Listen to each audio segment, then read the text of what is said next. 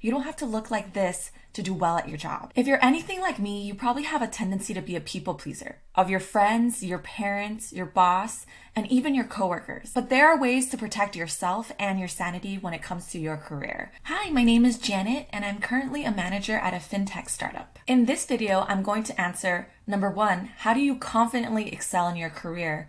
Number 2, how do you build better workplace relationships? And number 3, how do you navigate difficult work situations? How to confidently excel in your career. Choose a career aligned with your values and goals. I know you can't be picky when times are tough, and many times you have to choose a job that you don't love to pay the bills.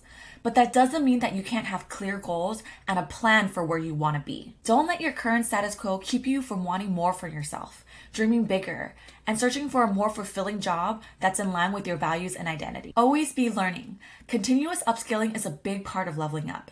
It doesn't matter if you're currently employed or not. There's always opportunity to refine and master your area of expertise and expand into new ones. Some areas that you can dive into are how to craft a sales pitch, how to position a brand, how to use certain specialized tools such as CRMs, marketing software, and project management tools. You always have to be ready to learn and adapt and future-proof yourself. I personally subscribe to a ton of newsletters about fintech and venture capital because I want to stay up to date in the industry that I work in. I listen to podcasts to keep up with trends, books to learn about mindset and strategy, and online courses to learn about sales and marketing.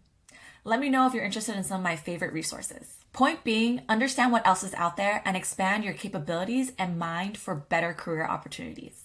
Be harder to replace.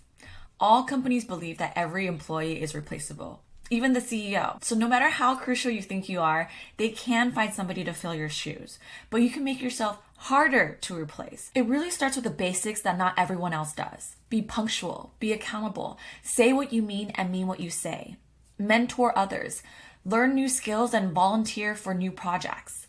It's the small, consistent actions over time that add up and make you a more well-rounded asset to the company. Emphasize work-life balance. Despite wanting to get ahead in your career, it's also important to prioritize your well-being and personal growth so that you don't burn out. Take pride in the work that you do, but also realize that you are a fully formed human being no matter what your career title. If your job doesn't value you, then make plans to leave when you are able. Do what you have to do until you can do what you want to do. Network consistently and actively. I know, the word networking is very cringe for a lot of people, but it is honestly essential for you and your career growth. In order for others to know, like, and trust you so they can refer opportunities to you, they have to know you first.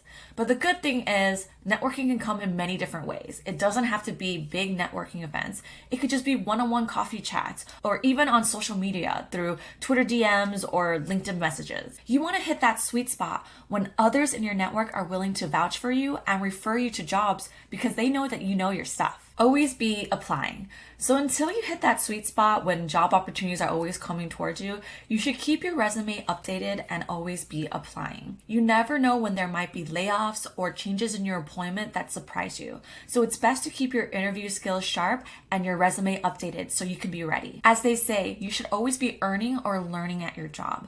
So keep your eyes open to other opportunities out there. Negotiate your salary effectively. The key here is to do your research beforehand so you know your numbers going in. I created a master list of salary benchmark resources for myself. Let me know if you're interested in me sharing it publicly to help you get started. Don't forget that other than base salary, there are other factors that come into play in an offer, such as health insurance, 401ks, or even a signing bonus. You should also consider doing one-on-one chats with other professionals in your industry to ask for their advice. When I was negotiating my salary, I asked a ton of friends for their support. Even though it's a bit taboo, pay transparency is super important. Exit gracefully. You will most likely change your employment many times in your career, so it's best to always exit with professionalism. At the end of the day, the world is very small, so you want the opinion of your former coworkers of you to be positive or at least neutral. Because especially if you work in the same industry, the chances of you running into them or someone that they know is pretty high. Don't make enemies if you don't have to. How can you build better workplace relationships? We spend the majority of our life at work, so it's important to learn how to build positive relationships that not only make our work experience enjoyable, but also for our overall well-being. Maintain professionalism. You can be friendly, but still set boundaries. You want to engage in casual conversation and friendly banter, but stay away from gossip. Try not to express your personal or professional frustrations to your coworkers because that may get around and reflect poorly on you. You can also politely decline any non-essential work event or happy hours if you're just not feeling up for it or you feel uncomfortable. And if you do decide to go to a work-related event, make sure you act professionally because you are still an employee even if it's supposed to be in a fun event or especially if there's alcohol. Set boundaries. There's obviously nuances to this, but you can decline tasks that are outside your role or outside your bandwidth. But you should offer alternatives. When you're turning down a task, you can keep your explanations brief and clear. You can let them know by saying, hey, I can take this on, but it's going to delay X, Y, and Z.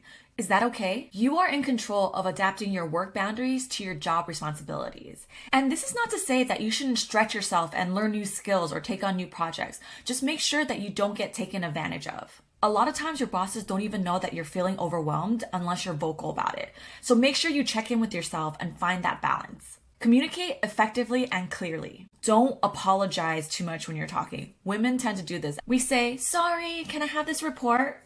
You should just ask for it. Instead, you should speak confidently but still be approachable. Another big part of this is also understanding and adapting your coworkers' communication styles. Maybe your team prefers async communication online so that everything is documented and there's more accountability. Learn how to manage down and manage up. You want to know how to delegate to people underneath you and give them clear instructions so that they can do their best work. You should let them own projects and give them enough autonomy so that they can really shine and show you that they can do the work. But it's also your role to guide them and unblock them if they get stuck. If they are successful, you should share that success publicly and give them credit. If there are issues, you should help them find the weaknesses and areas for improvement. When it comes to managing up, you have to know how to direct your superiors' attention on the key points and areas where you need them to unblock you. To me, managing up means asking the right questions of your boss to know what they're trying to accomplish and what their overarching goal is and how you can help push that along. How to navigate difficult work situations. Here are 3 challenges that you might be facing. Challenge number 1, overcapacity at work. Like I said before, you should already be setting firm work boundaries, but you should also be looking for opportunities for delegation, automation, or even eliminating the task if it doesn't really add value. On the automation piece, try to take baby steps to learn more about no-code tools and the many AI tools. Just take a small step, incorporate it into your workflow, and go from there. Sometimes certain tasks are done this way because it's always been done this way, but you can make a case of why it should be eliminated or at least automated to make everyone's life easier. Challenge number 2, lack of recognition for work achievements. I can understand why sometimes the lack of recognition can be demoralizing. So if you work with clients, I would recommend that you actually encourage your clients to write reviews for you and call your name out if they had a positive experience working with you. If you don't directly work with clients, you could potentially ask third-party vendors that you partner with if they're willing to put in a good word for you. You could then save these reviews and personal kudos as receipts for your next performance review so that you can prove that you're doing good work for the company. On a personal note, sometimes if I have a bad or stressful workday, it's often nice to have those personal kudos to look back to for some motivation. Challenge number 3, unpleasant work culture.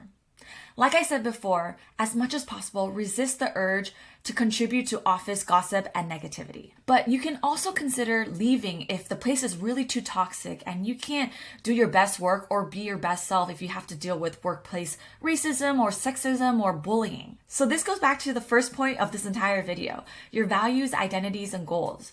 You should find a job that aligns with that. A small example of this at my job is that when I first joined, there was a gender imbalance, but the women that did work there bonded together to advocate for issues to management that we cared about, and they listened. As a recap, these tips will help make your career growth more enjoyable and your work experiences more meaningful. But remember, your career is just one part of your life. Make sure to set healthy boundaries and keep having a life outside of work. I'd love to hear about your experience around office drama, surviving burnout, or any other tips you have to succeed at work. If you have any questions about personal or professional development, let me know for the next video. Thanks for watching and see you on the next one.